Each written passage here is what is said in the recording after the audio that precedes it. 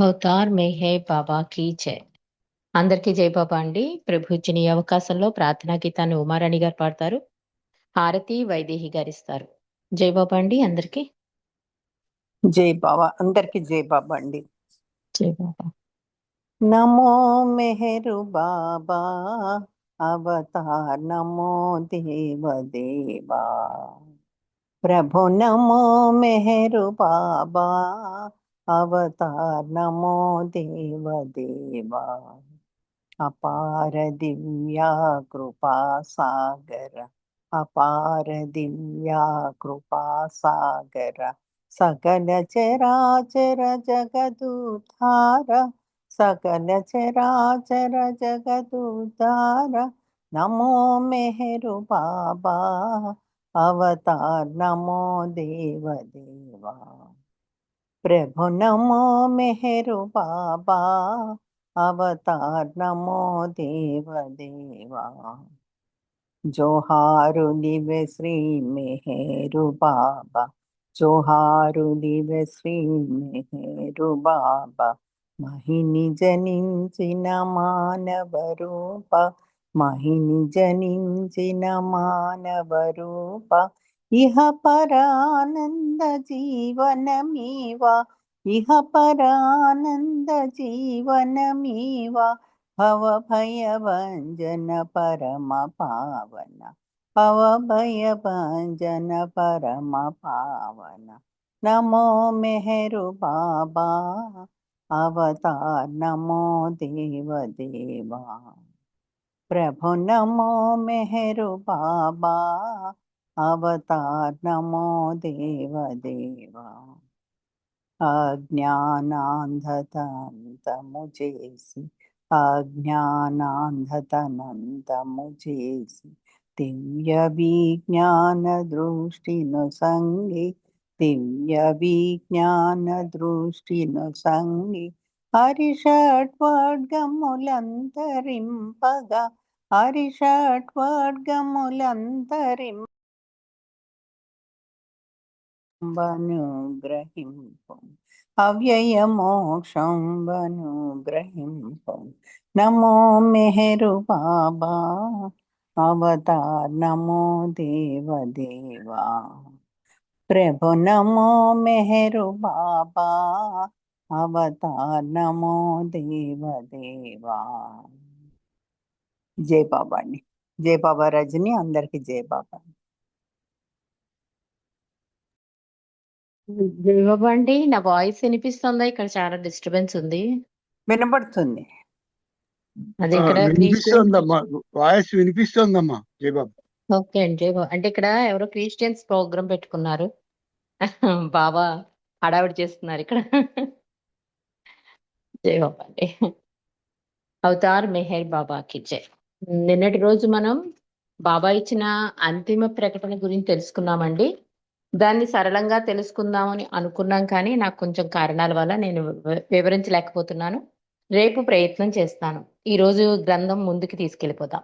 అంటే ఈ గ్రంథంలోని విశేషాలు తెలుసుకుందాం. నిన్నటి రోజు బాబా చేసిన అంతిమ ప్రకటన తర్వాత లడ్డి డింపులు అమెరికా తిరిగి వచ్చిన తర్వాత బాబా పంపిన ఈ గాడ్ స్పీక్స్ గ్రంథ వ్రాత ప్రతిని ఎడిట్ చేసి ప్రచురించడం కోసం నాకు అంటే జ్యూస్ అందించాడు అని చెప్తున్నారు. అంటే ఈ పుస్తకం గురించి చెప్తున్నారు. ఇక అక్టోబర్ 5 ఉదయం నా లైబ్రరీలో ఉండగా జ్యూస్ చెప్తున్నారు, అకస్మాత్తుగా న్యూయార్క్ వెళ్ళాలనే ప్రేరణ కలిగింది. గతంలో కూడా ఇటువంటి ప్రేరణలకు గురయ్యాను. అంటే సడన్ గా ఎందుకో వెళ్ళాలనిపిస్తూ ఉంటుందన్నమాట. అలా రెడీ అయిపోయింది ఆవిడ. పని మనిషికి బ్యాగ్లో బట్టలు సర్దమని చెప్పాను. ఆమె వింతగా నాకేసి చూసి, ఇంత పొద్దున్నే మీకు టెలిఫోన్ కానీ టెలిగ్రామ్ కానీ రాలేదు కదా, ఎందుకంత తొందరపడుతున్నారు అని అడిగింది.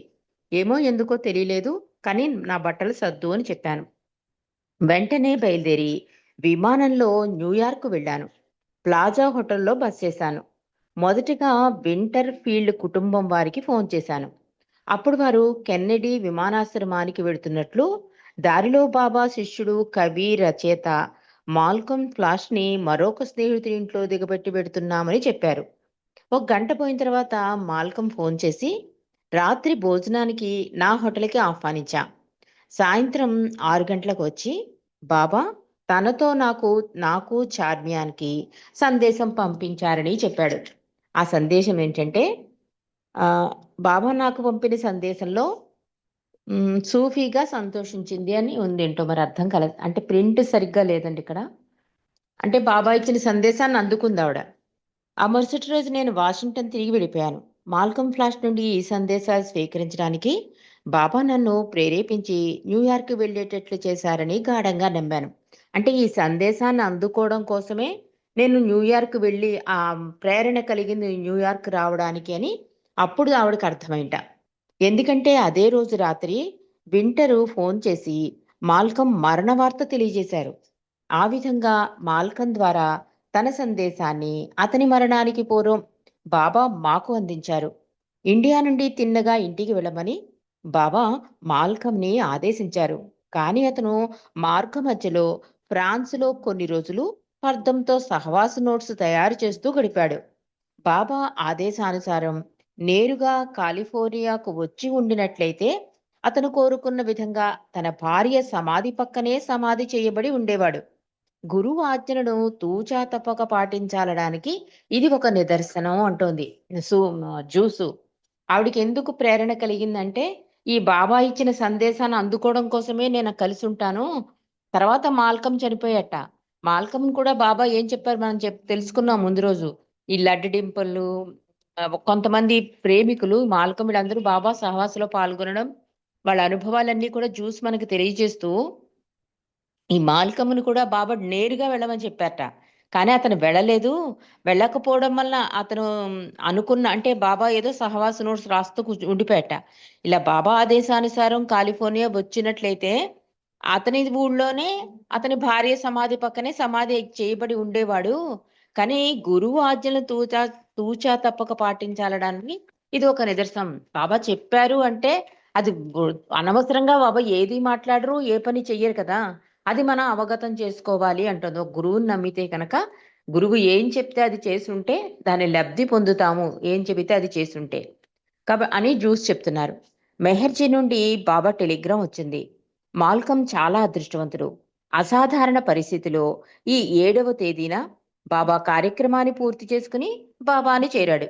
ఇది అందరు సంబంధీయులకు తెలియజేయండి అని మెహర్జీ నుండి బాబా టెలిగ్రామ్ ఇచ్చారట. అంటే మనం అనుకుంటాం కదా బాబా బాబా ఆజ్ఞ పాటించకపోయినా కూడా అతడు చాలా అదృష్టవంతుడు అని బాబా చెప్తున్నారు. ఎందుకంటే సహవాస అనంతరం బాబాలో కలిసిపోయాడు కనుక చాలా అదృష్టవంతుడు అని బాబా టెలిగ్రామ్ ఇచ్చారు. ఆ తర్వాత పర్దము మెహ్రాబాద్ సహవాసికి సంబంధించి ఫ్రెడ్ వింటర్ఫీల్డ్కి ఒక ఉత్తరం రాశాడు. మాది ఒక అద్భుతమైన అనుభవం. మాల్కమ్కి ఏదో జరుగుతుందని నాకు అనిపించింది, జరగబోతోందని నాకు అనిపించింది. బాబా దగ్గర ఉండడం అంటే కత్తి మీద సాము లాంటిది. ఏదో విధంగా మనం ఆ బాధ అనుభవించవలసిందే. బాధలోనే ఆనందం, లాభం రెండూ ఉంటాయి. అది ఒక గొప్ప అనుభవం. సహవాస విశేషాల నివేదనకు నేను మాల్కము కలిసి తయారు చేశాం. అధిక భాగం మాల్కం రాశాడు. ఆ నివేదికకు మేము న్యాయం చేకూర్చామని భావిస్తున్నా. అవి సువార్తనలకు అదనంగా చేర్చవలసిన విషయాలు. మేం విన్నది, అనుభవించినది వ్రాయడం అంత సులభం కాదు. బాబా కూడా చెప్తారు కదా సహవాసికుల్లో పాల్గొన్న వాళ్ళకి, మీరు ఇక్కడికి వచ్చారు చాలా ఆనందం, కానీ రాలేని వాళ్ళు మీరు ఇక్కడ ఏకాగ్రత వహించి అనుభూతి పొందిన ఈ సహవాస విషయాలు చెప్పడం, వాళ్ళు వినడానికి రెడీగా ఉన్నారు, మీ మీద ఆధారపడి ఉన్నారు కనుక మీరు దాన్ని న్యాయం చేకూర్చండి అని బాబా చెప్తారు. మనం చదివాం కూడా ఈ పుస్తకంలో. అలాగే ఇప్పుడు ఈ భర్తం చెప్తున్నాడు, మాల్కమే ఎక్కువ పాత్ర పోషించాడు ఈ సహవాస విషయాలన్నీ ఓ చోట సేకరించి. బాబా సందేశాలతో పాటు వీటిని కూడా చాలా కష్టపడి సేకరించాడు అని చెప్తున్నాడు. కానీ బాబాతో ఉండడం అనేది మామూలు విషయం కాదు అని చెప్తున్నాడు పర్దం. బాబా మానవునిగా మానవ ప్రపంచంలో ఉంటూనే దివ్యానుభవంతో మాట్లాడతారు. ఆయన్ను దివ్యానుభవంలోనే అర్థం చేసుకోగలం. అది చాలా కఠినమైన విషయం. అందుచేతనే బాబా తనను ప్రేమించమని చెబుతూ ఉంటారు. ఆయనను ప్రేమించినప్పుడే అర్థం చేసుకోగలం. దేవుని ప్రేమించడం కంటే బాబాను ప్రేమించడం సులభం. వివిధ అనుభవాలు, ఆలోచన విధానాలు, స్వభావాలు గల వారందరూ ఒకచోట కలిసిమెలిసి సామరస్యంగా ఉండడం అనేది ఆశ్చర్యకరమైన విషయం. అది ఒక అపూర్వమైన, విస్మరించలేని అనుభవం. మేమెవ్వరం, ముఖ్యంగా నేను, మరవలేని విషయం. అంటే అన్ని కులాల వారు, అన్ని మతాల వారు, వాళ్ళందరూ కూడా ఒక చోట చేరి సామరస్యంగా బాబాని దర్శించుకోవడం, బాబాని ప్రేమించడం, బాబా మాటలు వినడం, అంతా ఒక ఫ్యామిలీగా, ఒక కుటుంబంలా ఉంటుంది చూడండి. మనం మెహరాబాద్ వెళ్ళినా కూడా జనవరికి కానీ, జూలైకి కానీ, మామూలప్పుడు వెళ్ళినా అంతా ఒక ఫ్యామిలీ మెంబర్సా అనిపించేటట్టు భావన కలుగుతుంది మనందరికీ కూడా. అదే చెప్తున్నాడు, చాలా అపూర్వమైన భావం. ఎందుకంటే నేను అసలు మరవలేను. ఎందుకంటే అవతారుడికే సాధ్యం, కానీ భగవంతుడిగా అయితే మాత్రం ప్రేమించలేం. ఎందుకంటే ఇరిచిన ఒక అతను అడుగుతాడు, బాబాని ఈ రూపం కాదని బాబా చెప్పినప్పుడు మీ మండలి వారందరూ ఈ రూపాన్నే ఎందుకు పట్టుకు వేళ్లాడుతున్నారు? ఆ నిరాకార రూపుణ్ణే ప్రేమించచ్చు కదా, పూజించవచ్చు కదా అంటే ఆ ఇరిచి చాలా అద్భుతంగా చెప్తాడండి. నిజమే, ఆ స్థితిలోకి వెళ్ళడం చాలా కష్టం. వెళ్ళిన వాడు ఎలా అయిపోతాడంటే మస్తు అయిపోతాడు అని చెప్తున్నాడు. ఎందుకంటే నిరాకార రూపం అంటే అంతటా వ్యాపించి ఉన్న భగవంతుని చూస్తూ ఉంటాడు. కాలు కూడా కింద పెట్టలేడు. అందుకే మస్తులు చూడండి, కొంతమంది మస్తులు ఆ బాబా ఉన్నారని చెప్తూ ఉంటారు. అంటే భగవంతుడు ఉన్నాడని చెప్తూ ఉంటారు. అలా నువ్వు ఒక మస్తు, నిన్ను ప్రపంచం ఏమనుకుంటుంది? బాబా ఉన్నారు కనుక మస్తులను గుర్తుపెట్టి వాళ్ళని ఆశ్రమంలో తీసుకొచ్చి ముందుకు తీసుకెళ్లారు. కానీ సర్వాంతర్యామి అయిపోయిన బాబాని నువ్వు గుర్తిస్తావు, కానీ ప్రపంచం గుర్తించలేదు కనుక నిన్ను తీసుకెళ్లి పిచ్చి హాస్పిటల్లో పడేస్తారు. ఎందుకంటే నీకు అంతటా భగవంతుడు కనిపిస్తూ ఉంటే కాలు కూడా కింద పెట్టలేవు, నువ్వు తలకిందులు వేసినా కూడా ఆ, ఉండలేవు. అలాంటి పరిస్థితి వస్తుంది కనుకే భగవంతుడు ఆ మానవ రూపధారి అయి కిందకి దిగి వస్తాడు. ఎందుకంటే ఆయన ఏ దేశ కాలమాన పరిస్థితులను బట్టి ఆ పరిస్థితులు, అంటే ఆ దేశంలో ఉన్న పరిస్థితులను బట్టి వాటికి అనుగుణ్యంగా తనను అమర్చుకుని, ఇమిడ్చుకుని, అంటే రామావతారంలో చూడండి ఎట్లా ఉంది వేషం. అంటే ఆ రూపం, అంటే ఆ కాలంలో జనాలు అలా ఉండేవారు. ఇప్పుడు ఈ కాలంలో మరి ఇలాగా మామూలు మానవుడుగా, అందుకే చాలా మంది గుర్తించలేరు బాబాని కూడా. భగవంతుడు అనరు. మీ తాతగారండి, లేకపోతే సినిమా యాక్టర్తోనూ పోలుస్తారు. ఎందుకంటే వాళ్ళకి ఇంకా అవతారం మీద అవగాహన లేకపోవడం, బాబా వాళ్ళని ప్రేమించలేకపోవడం, ఈ రెండు కూడా మనం అనుకోవచ్చు. అందుకని ఈడ్చి చెప్పేవాడు, నువ్వు అలా అలా అనుకుంటే నువ్వు అది పట్టుకోగలిగితే చాలా కష్టం పట్టుకోవడం. పట్టుకున్నావు అంటే నువ్వు పిచ్చాసుపత్రిలో ఉంటావు అంటున్నారు. ఎందుకంటే అంతటా నిండి ఉన్న భగవంతుని ప్రతి చోట నువ్వు చూస్తూ ఉంటావు. ఆ అనుభవం భరించలేనిది అంటాడు ఇరిచి. అలాగే ఇక్కడ ఏం చెప్తున్నాడంటే, భగవంతుడిని ప్రేమించడం కష్టం గాని అవతారుడిని ప్రేమించడం చాలా సులభము అని చెప్తున్నాడు పర్దం. అందుకే అవతార్ అని ఒక బుక్ రాస్తారండి పర్దం, చాలా బాగుంటుంది ఆ బుక్. ఎవరైనా వీలుంటే చదవండి. సరిగ్గా అదే రోజు 1954 అక్టోబర్ 7 నుండి బాబా అక్షర ఫలకాన్ని విసర్జించి చేతి సౌజ్ఞలతో సందేశాలనివ్వడం ప్రారంభించారు. పైన చెప్పిన టెలిగ్రామ్ అదే విధంగా చెప్పి వ్రాయించారు. ఒక టెలిగ్రామ్ ఇచ్చారు కదా, మాల్కం చాలా అదృష్టవంతుడని, అది మళ్ళీ వ్రాయించారట. కొద్ది రోజుల తర్వాత మస్తు కార్యక్రమాల నిమిత్తం కోల్హాపూర్ ప్రాంతానికి బాబా వెళ్ళారు. సెప్టెంబర్ తర్వాత దర్శన కార్యక్రమాలేవీ ఉండవని చెప్పినప్పటికీ తాను గతంలో సంతు గాడ్గే మహారాజుకి చేసిన వాగ్దానాన్ని నిలబెట్టుకునేందుకు బాబా హిందువులకు పవిత్ర యాత్రాస్థలమైన పండరీపురంలో ప్రజాదర్శనమిచ్చారు. 20 మంది మండలితో వెళ్ళి బాబా 3 దర్శన కార్యక్రమాలలో 60,000 మందికి దర్శన భాగ్యాన్ని కలిగించారు. ఆ పర్యటనలో బాబా కుష్ఠరోగులకు స్నానం చేయించారు. వారికి అలాగే హరిజనవాడలకు వెళ్ళి దర్శనమిచ్చారు అని చెప్తున్నారు. ఒక్క నిమిషం.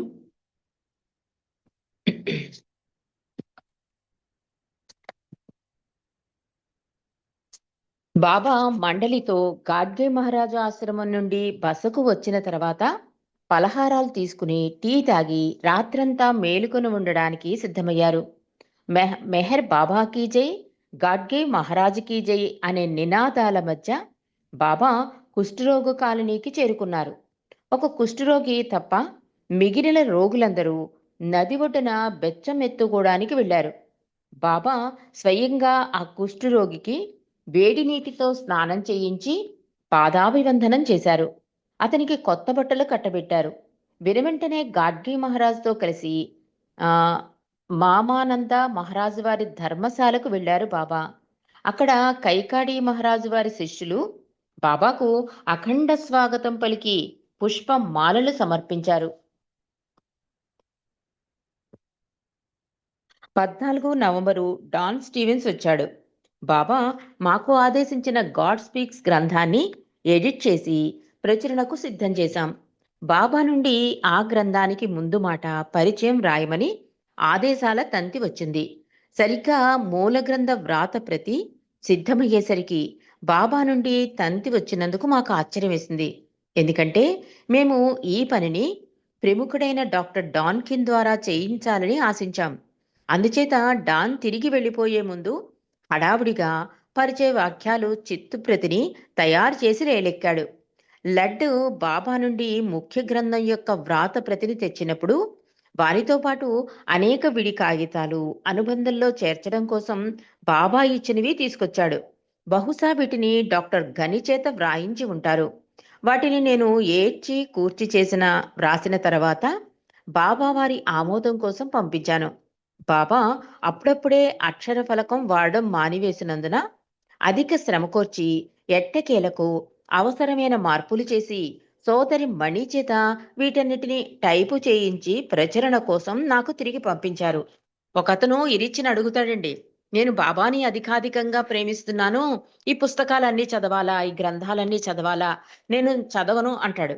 అంటే బాబా చాలా అద్భుతంగా చెప్తాడండి. నువ్వు నిజంగా బాబాని ప్రేమిస్తే ఈ మాట అనవు అంటారు. అదేంటి నేను నిజంగా బాబాని ప్రేమిస్తున్నానంటే నీకు ఒక ఉదాహరణ చెప్తాను. ప్రాపంచికంలోనే ఒక ఒక అబ్బాయి ఒక అమ్మాయిని ప్రేమించాడు అనుకోండి, ప్రతిదీ కూడా చాలా యాప్ట్ గా చెప్తారండి.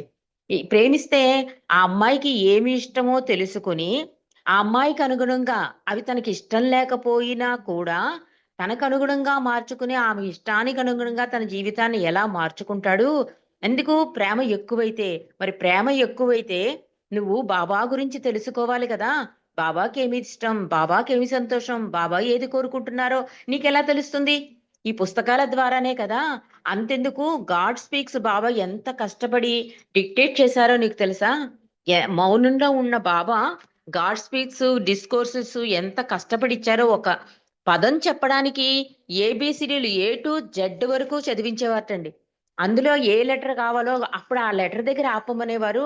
అసలు గాడ్ స్పీక్సే కాదు, డిస్కోర్సెసే కాదు, బాబా చెప్పిన సందేశాలే కాదు, ఇవన్నీ దేనికోసం ఇచ్చారనుకుంటున్నారు? మానవాళి భగవంతుడు అంటే ఏంటి, భగవంతుడి యొక్క ఇంపార్టెన్స్ ఏంటి, నీ ఆత్మ ప్రయాణం ఎలా చేయాలి, ఇవన్నీ తెలియజేయడం కోసం బాబా ఇచ్చిన గ్రంథాలు అవన్నీ. అవి తెలుసుకోలేకపోతే నువ్వు ఎలా నీ ఆత్మ ప్రయాణాన్ని ముందుకు తీసుకెళ్తావు, బాబాతో ఎలా కనెక్ట్ అవుతావు, బాబా సంతోషాన్ని ఎలా తెలుసుకోగలుగుతావు? ఇవన్నీ చెప్పేసరికి అతను చాలా సారీ చెప్తాడు ఇరిచికి. అంటే ఇక్కడ కూడా ఎంత కష్టపడుతున్నారు. బాబా అప్పుడు చాలా అనారోగ్యంగా ఉండేవారు. ఒక్కొక్క లెటర్ చెప్పడానికైనా సౌజ్ఞ ఇవ్వడానికైనా చేతులు అవన్నీ కూడా చాలా ఇబ్బంది పడేవాటండి. బాబా ఇరిచి చెప్తారు. అలాంటిది గబుక్కున అనేస్తాం మనం. ఆ బుక్ వినేసిందేనండి, చదివేసిందేనండి అని. కానీ రామకృష్ణ గారు అదే అంటారు, ఒక బుక్ గాని బాబాకి సంబంధించిన ఒక సందేశం గాని ఒక మాట గాని మనం వింటున్నాము అంటే పూర్తి ఏకాగ్రతతో, అంటే బాబా గురించి మరింత తెలుసుకోవాలనే ఒక తపనతో, నెక్స్ట్ ఇది మానవ ప్రయాణానికే కదా. మనం అందరం కూడా పరమాత్మలో కలవడం కోసం బాబా ఇచ్చిన సందేశాలు.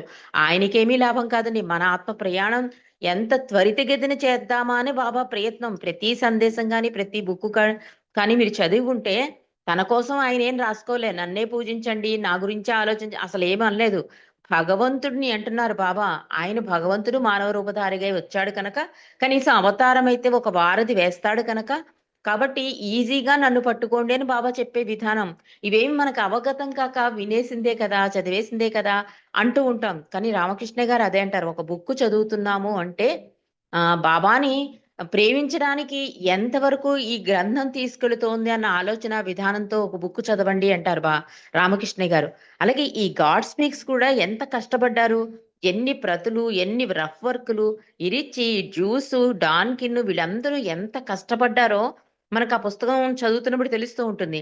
అలాగే బాబా ఆమోదం కోసం ఈ అక్షర ఫలకం మారేయడంతో బాబా చాలా అధిక శ్రమ తీసుకున్నారు అని చెప్తోంది జ్యూసు. ఈ విషయంలో ఇరిచి తన అనుభవాన్ని నాకు 1969లో చెప్పాడు. ఆయన పడిన శ్రమ ప్రేమతో కూడినది. ఇది ఇక్కడ రాస్తున్నాను చదవండి అంటున్నారు జ్యూసు. అలాగే ఇరిచి కూడా అసలు మండలి అంటే ధూళి అంటారు చూసారా. ఈ ధూళికి ఎవరు ఉదాహరణ అంటే మండలి అని చెప్పవచ్చు మనం. ఇక్కడ ఏం రాస్తున్నారంటే, బాబా భగవద్వచనం సౌజ్ఞల ద్వారా అనేక భాషలలో చెప్పేవారు. ఇంగ్లీష్లో చెబుతూ మధ్య మధ్యలో మరాఠీ, గుజరాతీ, పర్షియన్ పదాలు వాడేవారు. అవి అర్థం చేసుకోవడం కోసం ఆయన చేసే సౌజ్ఞలపై దృష్టి కేంద్రీకరించవలసి వచ్చేది. ఇరిచి చెప్తున్నాడు బాబా యొక్క ఆ గాడ్ స్పీక్స్ ఎలా తయారైందో. వాటిని బాబా ఆశించిన విధంగా ఇంగ్లీష్లో పెట్టాలి. అందుచేత బాబా చెప్పిన వివిధ భాషల్లోని పదాలను వెంటనే వ్రాసి పెట్టుకునేవాడిని. ఎందుకంటే ఒక టైంలో ఒక లైన్లో అనేక భాషా పదాలకు వాడేవారు. అందుచేత బాబా వేరే పనిలో ఉన్నప్పటికీ అప్పుడప్పుడు ఆయన పక్కకు చేరి ఈ పరభాషా పదాలకి సరైన అర్థం వచ్చే ఇంగ్లీషు మాటల కోసం ప్రశ్నించేవాడిని. నా పనికి ప్రత్యేక సమయం కేటాయించలేదు బాబా. బాబాకు సపర్యలు చేస్తూ వేరే ఇతర పనులు కూడా చేయవలసి వచ్చేది నాకు. గాడ్ స్పీక్స్ తయారు చేసేటప్పుడు ఒక వారం రోజుల పాటు రాత్రులు కూడా చాలాసేపు మెలకుగా ఉండవలసి వచ్చేది. నాకు వేరే గది లేదు. అందరిలో ఉంటూ బాబా చెప్పిన విషయాల మీద ఆలోచించడానికి ఏకాంతం కోసం ఒళ్ళంతా దుప్పటి కప్పుకుని కూర్చునేవాడిని. రైటింగ్ టేబుల్ కానీ డెస్క్ కానీ లేవు. నా చిన్న సూట్ కేసుని టేబుల్గా వాడేవాడిని. గదిలో కూడా ఏకాంతంగా ఉండేది కాదు. మిగతా వారు ఏవేవో విషయాలు గట్టిగా మాట్లాడుతూ ఉండేవారు. అప్పుడప్పుడు వారిని ఉష్ శబ్దం చేయకండి అనేవాడిని. మళ్ళీ వాళ్ళ వాళ్ళ ధోరణిలో వాళ్ళు ఉండేవారు. అలాగే కిరసనాయిలు దీపంతో తంటాలు పడేవాడిని. ప్రతిరోజు బాబా పని పూర్తయిందా అని అడుగుతుంటే నాకు ఆయన అన్ని పనులు వెంటనే జరిగిపోవాలి అంటారు. అప్పుడప్పుడు రాత్రి వేళలో బాబా మూడ్ చూసి సందేహాల నివృత్తి చేసుకునేవాడిని. దీని గురించి చాలా అద్భుతంగా ఇరిచి చెప్తాడండి. ఇరిచి చెప్పిన సత్యాలు అనే పుస్తకంలో రాస్తారు చాలా అద్భుతంగా.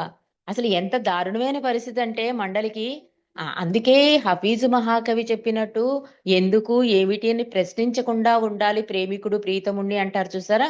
పాప ఇరిచి చూడండి ఎంత కష్టతరం. ఆ పదాలు రకరకాల భాషల్లో చెప్పేసేవారట. ఈ ఈ గాడ్ స్పీక్ సంబంధించి మరాఠీ, గుజరాతీ, పర్షియను ఇవన్నీ సౌజ్ఞలు. ఈ సౌజ్ఞల్లో ఇంగ్లీష్ వాడుతున్నారా, మరాఠీ వాడుతున్నారా, పర్షియన్ వాడుతున్నారా ఎలా తెలుస్తుంది? అప్పటికప్పుడు తనకు అర్థమైన భాషలో రాసేసుకుని తర్వాత మళ్ళీ ఇంగ్లీషు భాషకి అడగడానికి ప్రత్యేక టైం ఇచ్చేవారు కాదు బాబా. పైగా మొన్నాడే ఏమనేవారు బాబా, అది రెడీ అయిపోయిందా నేను చెప్పింది అనేవారట. అందుకని రాత్రంతా నిద్రపోకుండా తన గది గంట సెపరేట్ ఏం లేదండి. అందరికీ కామన్ హాలు. అందులో పరుపులేసుకుని ఇరుక్కుని కూర్చునేవారు. వాళ్ళకుండే ట్రంక్ పెట్టి ఈడ్చుకుని ఆ దాని మీద పుస్తకం పెట్టుకుని రాద్దామంటే ఈ మండలి వాళ్ళందరూ గుసగుసలు. పోనీ కరెంట్ ఉందా అంటే లేదు. చిన్న లాంతర్ దగ్గర ఈ సౌండ్స్ ఏమీ వినిపించకుండా తల నుంచి కాలి వరకు దుప్పటి కప్పేసుకుని ఆ లైట్ లోపలెట్టుకుని ఈ రఫ్ వర్క్ అంతా ఫెయిర్ చేసేవాటండి. అసలు ఎంత సహనం ఉండాలి అన్నది భూమితో పోలుస్తారు అందుకే ఇరిచిని. అంత సహనంతో బాబాకి సేవ చేశారు అంటే వాళ్ళకి అక్కడ కావలసింది ఏంటంటే బాబా సంతోషం. ఇది ఇచ్చేస్తే బాబా సంతోషపడతారు. అంతేగాని అయ్యో నాకు వీలుగా బాబా చెప్పట్లేదే, నాకు అర్థమయ్యేటట్లు చెప్పట్లేదు, నేనెలా టైంకి ఇచ్చేస్తాను, నాకు అసలు టైమే ఇవ్వట్లేదు బాబా అని కూడా కంప్లైంట్ ఇవ్వట్లేదు చూడండి. అంటే ఆ పరిస్థితుల్లో చెప్తున్నాడు తప్ప కంప్లైంట్ కింద చెప్పట్లేదు. అంటే బాబా కోసం ఏదైనా చేసేయాలి అంటే ఒక గురువుని శిష్యుడు అర్పణ అయిపోవాలంటే, ఒక భగవంతుడికి ప్రేమికుడు సర్వార్పణ అవ్వాలంటే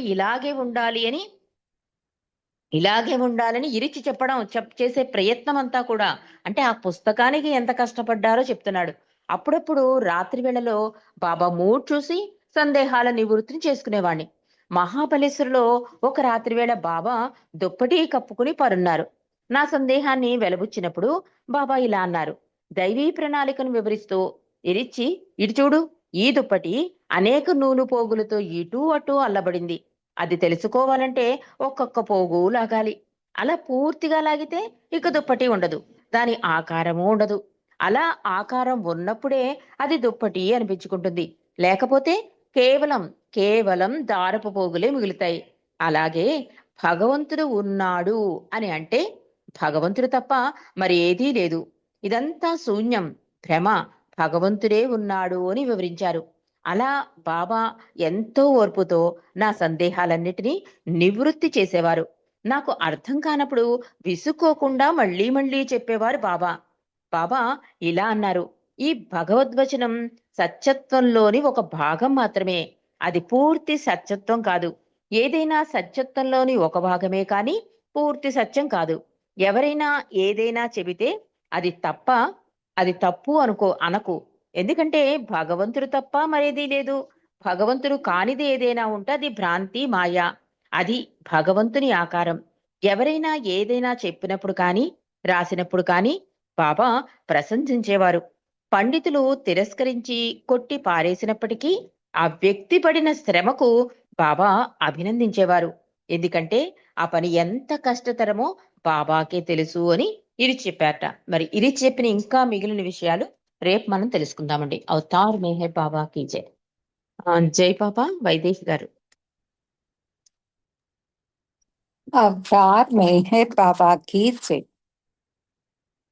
बुझावे नार जलतनी कर कुद रत्ने परमातु छेलागी आश भक्तों ने के बख्शे नूरे मातु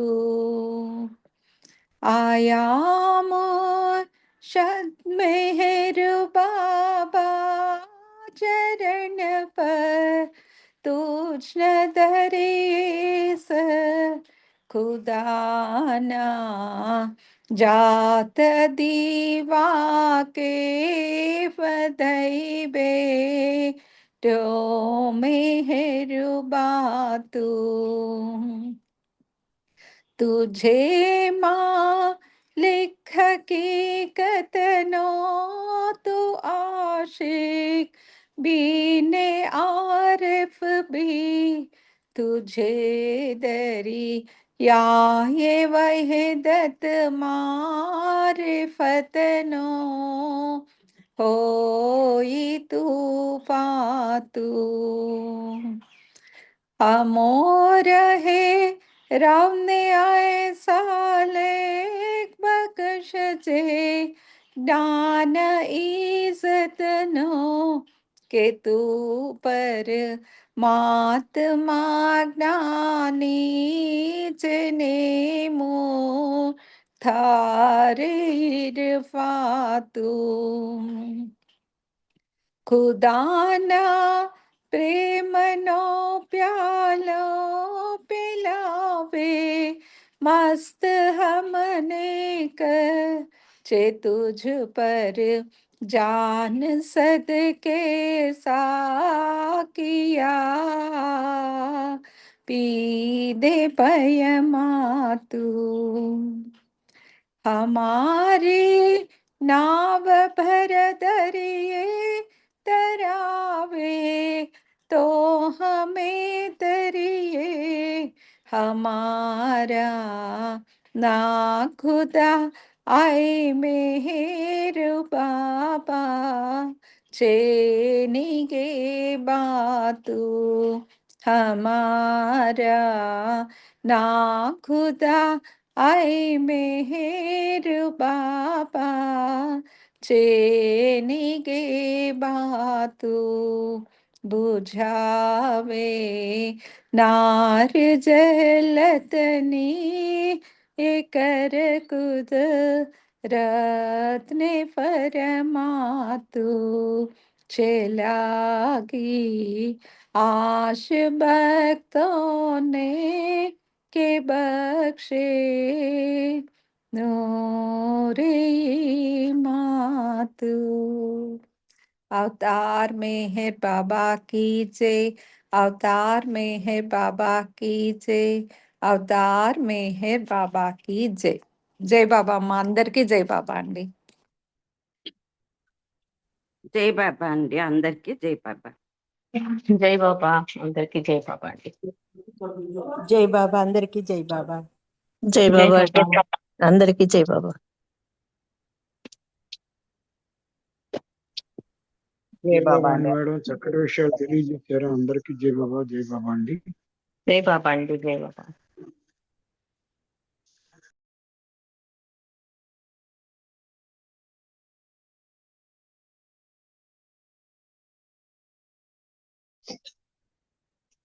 విజయలక్ష్మి గారు జై బాబా లెఫ్ట్ అవ్వండి.